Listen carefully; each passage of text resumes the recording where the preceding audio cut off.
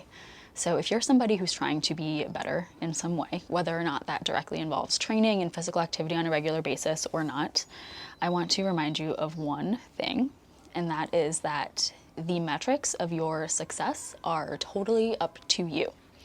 Okay, there's a lot of conventional measures of success, right? We use certain metrics, especially when it comes to weight loss, when it comes to muscle building and sort of like physical type goals, right?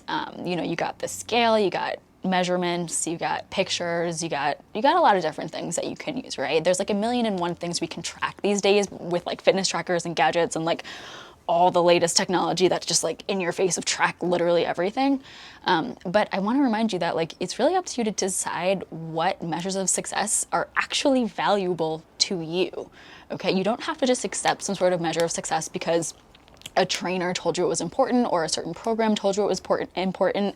Yes, I think it's good to explore different ways you can track your progress, but there are plenty of things that are a little bit less trackable, right, and might take a little bit more effort to think about progress in, that are extremely, extremely meaningful, right? Like, for instance, is what you're doing making you like yourself more, right? Are you finding that your self-acceptance is improved through the thing that you're doing?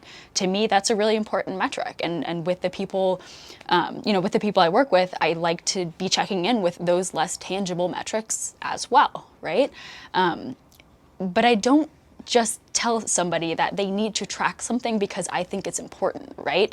If you don't want to track the amount of weight you're lifting, if you don't want to track your weight, if the scale is triggering for you, if things that involve measuring your body, right? You don't have to be measuring your thighs every week if that's something that's not great for you. Especially for those of us who struggle with having a poor relationship with food, with exercise, with our bodies. A lot of these metrics and this tracking can be pretty triggering, especially when you're like counting calories and counting macros and those types of things.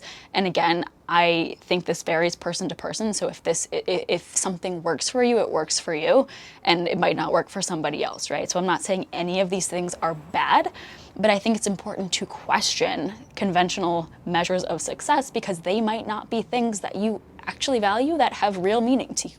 So I just wanted to remind you that it's totally up to you, right? You have a ton of autonomy in your, whatever you want to call it, fitness, wellness path, right? You getting from being in a place that you don't feel so great about yourself or you want to feel better about yourself to improving yourself in some way. Measure things based on the things that are valuable to you.